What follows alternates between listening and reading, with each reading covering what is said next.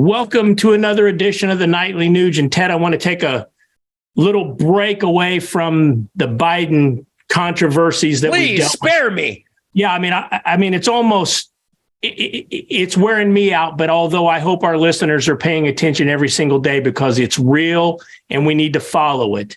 But I want to talk about something equally as important. You and I have talked about the J6 event since really it happened. The first trial verdict has come down this week, found one of the J6 defendants not guilty of obstruction. And, you know, as you read through the articles, you'll see he was found guilty of trespass. And I think he had a knife because he said he didn't want to be in D.C. unarmed and they didn't allow him to carry a gun. I got a kick out of that. But the key takeaway here is that he was not guilty of obstruction, meaning he was not trying to subvert the operation of the government. This, to me, would seem to indicate that all of the J6 defendants should be let out. Free the January 6th victims. Please, America, we must set them free. Thank you, Marjorie Taylor Greene, and thank you, those who are fighting for their release. But I hope everybody watching the Nightly Nude just goes nuts demanding the release from their elected employees. Wear out your senator and your congressman.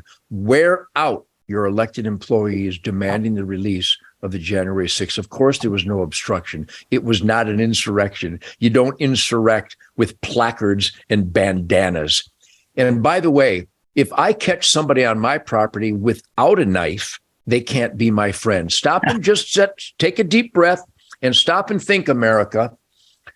It's a crime somewhere on U.S. soil to have a pocket knife. This is insane. I've literally had friends of mine. I go, well, they go, do you got a knife? I go, you haven't got a knife? What's in the truck? Then get off my property. You're not my friend.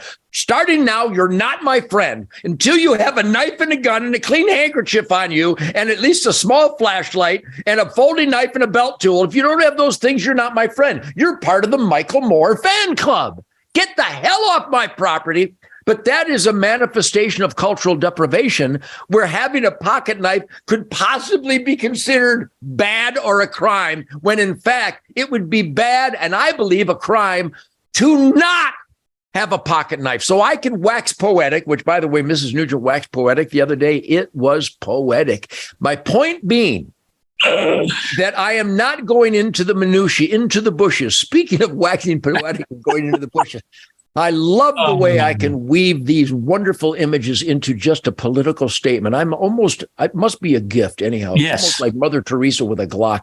Yes. The point being is that I'm not going into that minutia. The guy had a knife. How could anyone possibly want to put a man in jail in America for having a little pocket knife or even a big pocket knife? So the January 6th atrocity can be summarized thusly.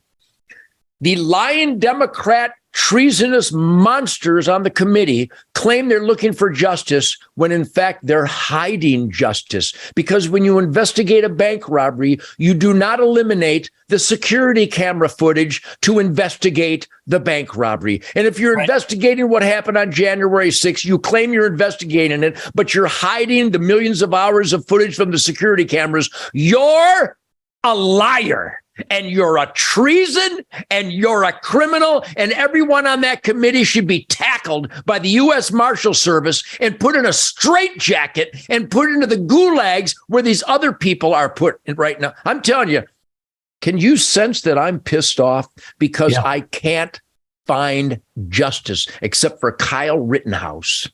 You know what, Ted? I think there's a lot. In fact, the majority of our listeners, I'm sure, are as angry as you are about this. I'm hoping that the new Republican-led Congress will get the video released, make active movements to get these folks out, because long enough is long enough. Now, what a week we've had, and we're going to move tomorrow into our Friday free-for-all segment. And I know you recently lost kind of the music world lost just an icon, Jeff Beck.